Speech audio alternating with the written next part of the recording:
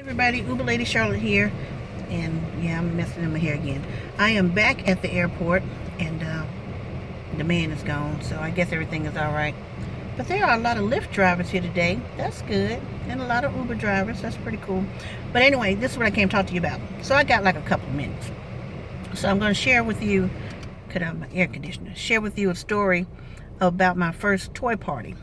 I owned a little small business, and it's where it was kind of like pleasure parties, but I owned it myself. I had a license, and what I would do was go and do bachelorette parties, and I would go to like girls' nights, and it was just fun. I would just tell them about different ways to satisfy your man, even though I didn't have one.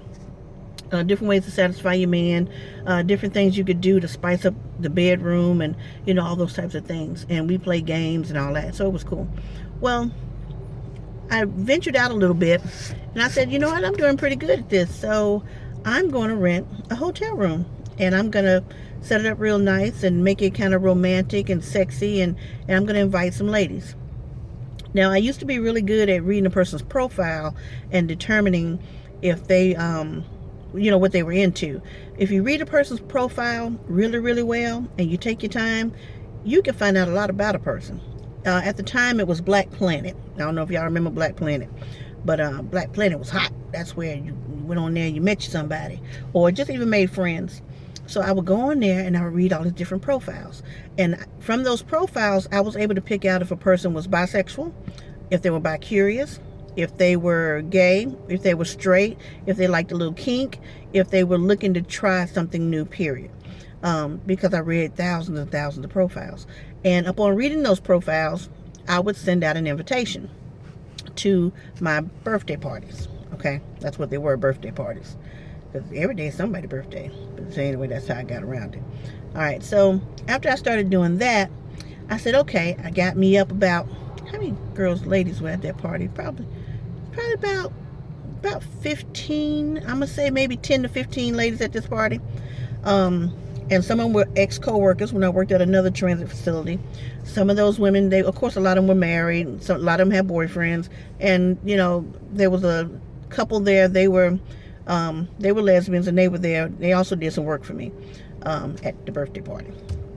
But, so it was pretty cool, So I asked my friends, well, not really my friends, the people that work for me, associates, if they would come to make the party look full in case the people that I did invite didn't come, so it wouldn't look like a failure. Had to fill the room, and when you have a party, you need to fill a room with beautiful people, because people want to be wherever the beautiful people are. I don't know, that's just life, that's just how it is. So, had my little party set up, and then I met a guy who was a female impersonator. He was pretty too. When he put on his makeup and stuff, he was pretty. Little teeny tiny guy. He said him coming to my party would expose him to a different type of audience and maybe get him some gigs. So I'm like, all right, cool. You can come to the party. All right, so, but when we got to the hotel room, it was the Luxbury on Sugar Creek Road. That's when it used to be the Luxbury. Now it's some seedy motel where people live, and it's nasty over there. But I had to help him get ready. Now, I'm going to tell you this story going to probably be about 2 or 3 parts, because it got wild. All right, so he's in the room with me, and I got it all decorated. I got like the red material over top of the lamps, give it that ambiance. I got a DVD playing, to let the ladies see what kind of DVDs I sell, porno DVDs. And they were playing, one was playing on TV, and I had R. Kelly playing, his little, I think it was called Chocolate Factory. It might have been the Chocolate Factory CD. I'm pretty sure it was Chocolate Factory. And so that was playing softly in the background. I set up all the fruits and like cherries, and I had bananas. Anything looked like a penis, or, that was kind of like an aphrodisiac. I supplied that. And I had dinner wine. Now, some of the ladies that came, my associates, they didn't drink dinner wine. They didn't know how to be like very prim and proper. They were liquor drinking women. I ain't gonna say liquor drinking women. They were liquor drinking women. You drinking. That's different from drinking. Drinking is cute and dainty. Drinking is getting it in. And so, but I try to show them a little culture. You don't have to drink to have a good time. Sip on something, drink a little bit, have a nice little conversation. You ain't got to act like the fellas. All right, so anyway, So he and I was in the room by ourselves, and he said, can you help me get ready? Because my boyfriend couldn't come. I said, sure, I'll help you get ready.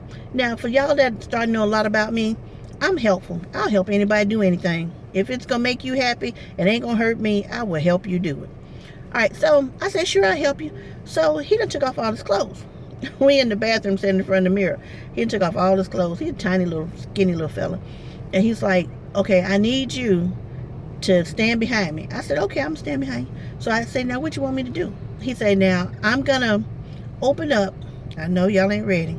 But this is Lady Charlotte After Dark. So again, this video ain't happening in the dark. Anyway, all right, so I said, what you want me to do? He said, I'm gonna open up my butt cheeks.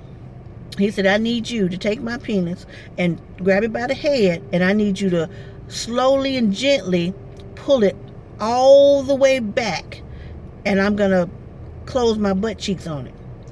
I said, you gonna do what? He said, I have to tuck it so I can look flat in the front when I put on my pantyhose and all this stuff. I said, but ain't that gonna hurt you? He's like, I'm used to it. He said it does hurt, but I'm used to it. So I said, okay, all right. So he's standing up, he spreads his butt cheeks. I reach between his legs and I grab his penis. And I grab it, not just at the head, but at the kind of at the base. And then I have to pull and slide my hand up to get up toward the head. And I'm pulling. He's like, pull it harder, slow, but pull it harder. And I'm stretching it. And I've got this horrible face. You can, that face you probably make it right now. That one you make it right now as you listen to this, that's the one I had. All right, so I'm pulling and I'm stretching it slow. And it's like, oh my gosh. So he said, I said, you ready? I got it back here. He said, yeah. So I put it between his butt cheeks and he closed his butt cheeks on it.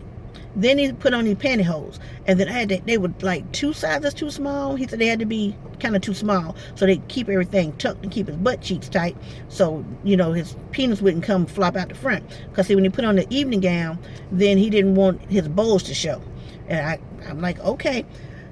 So after he put on about 3 or 4 pair of pantyhose, this boy was sweating. He was sweating. I said, you all right? He said, no, it's just, I feel like I'm going to pass out. I said, because I done pulled your dick too tight between your butt cheeks. May need to let some of that out. Put some slack in it. And he was like, no, it happens. He said, no, it happens. So I said, okay, you need some water, anything? He was like, no, I'm good, I'll be all right. So he done wiped his forehead off, and I'm thinking, this dude finna pass out. So anyway, I had to help him put on his pantyhose. He put on like 3 or 4 pair of pantyhose that were too tight. And then, but he did get flat in the front. He did. Well, he put on his panties, and then he did put on the 3 or 4 pantyhose. So he was real flat. Then we helped him get his gown on, and he was flat, and he was curvy. It's like, damn, do I have to do all that? I ain't got nothing to tuck, but maybe I get me some pantyhose that's too tight and put them on. That give me some curves and stuff. Oh, and he also had like some padding in the pantyhose on the side to give him some little curves on the side and give him a little bunky butt. He had some little padding that he had made, homemade made, and then stuck them down there. That's before you can buy the little butt pads. He didn't have no butt pads, and he had no little cutlets that they look like, they shaped like this. They look like little chicken breast, little cutlets. Yeah, he had no cutlets in his panties, so he made his own cutlets, and then on the side, that's how it was curvy. So anyway, I'm gonna go because I need to be getting a peen. I need to make some money. But that's part 1 of this my first toy party. All right, bye.